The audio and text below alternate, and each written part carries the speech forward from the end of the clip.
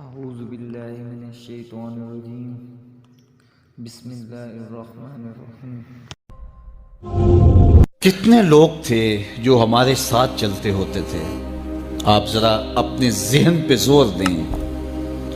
بچپن کے دوست، کلاس فیلوز، کاروباری ساتھی، گلی محلے کے لوگ، رشتہ دار، اعزاء و اقربا، آباء و اجداد، اور کتنے لوگ آپ کے مخالفین، معاندین، یہ ساری فہرست ذہن میں لائیں تو ایک دم خیال پڑتا ہے فلاں بھی چلا گیا، فلاں بھی چلا گیا۔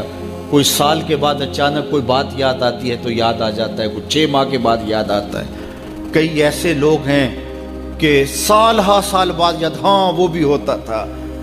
مٹی کا رزق بن گئے، قصہ پارینہ بن گئے۔ کہانی تو اتنی سی ہے نا، جو اکڑ اکڑ کے چلتے تھے آج وہ مٹی کا رزق بن گئے ہیں۔ جو اپنے بدن پہ چٹکی مٹی بھی نہیں پڑنے دیتے تھے آج ان کے کفن بھی تار تار ہو گئے۔ حضرت غوث اعظم فرماتے ہیں قبرستانوں میں جا کے دیکھو کیسے کیسے حسینوں کی مٹی خراب ہو رہی ہے۔ اللہ اکبر، بدن خاک میں مل گئے، ہڈیاں چور چور ہو گئی، ریزہ ریزہ ہو گئی، قبروں کے نشان بھی مٹ گئے، کتبے بھی ٹوٹ گئے، مٹ گیا مشتاق دل سے رنگ یاد رفتگاں، پھول مہنگے ہو گئے، قبریں پرانی ہو گئی۔ کون کسی کو یاد کرتا ہے؟ اور اسی طرح ہم مل کے مٹی کا رزق بننے والے ہیں، لیکن کوئی ایسا کام چھوڑ جائیں گے، اپنے رب سے جڑ جائیں گے، اپنے رب کے بندوں سے جڑ جائیں گے، رسول کریم کے دامن کو تھام لیں گے تو پھر موت بھی مرنے نہیں دے گی۔ پھر سرخرو اور سر بلند ہوں گے، پھر عزتوں کے تاج سروں پہ رکھے جائیں گے، وقار کی مسند پہ بٹھائے جائیں گے۔ فقیر نام تنا دا باؤ، قبر جنا دی جیوے ہو۔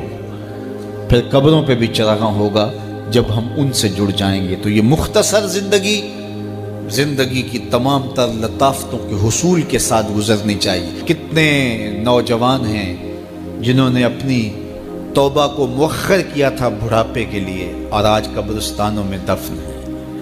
آپ جا کے قبرستانوں میں دیکھیں، وہ سوچتے تھے کہ ابھی تو جوانی ہے، جوانی سے لطف اندوز ہو لیں، بڑھاپے میں توبہ کر لیں گے، لیکن بڑھاپا نہیں آیا، موت آ گئی۔ موت تو برحق ہے، یہ تو آ کے رہنی ہے، لیکن بڑھاپا لازمی نہیں ہے کہ ضروری آئے۔ حضرت امام غزالی نے ایک بڑی خوبصورت بات لکھی، فرماتے ہیں معاشرے میں نظر دوڑا کے دیکھو، زیادہ بچے ہیں، زیادہ جوان ہیں یا زیادہ بوڑھے ہیں؟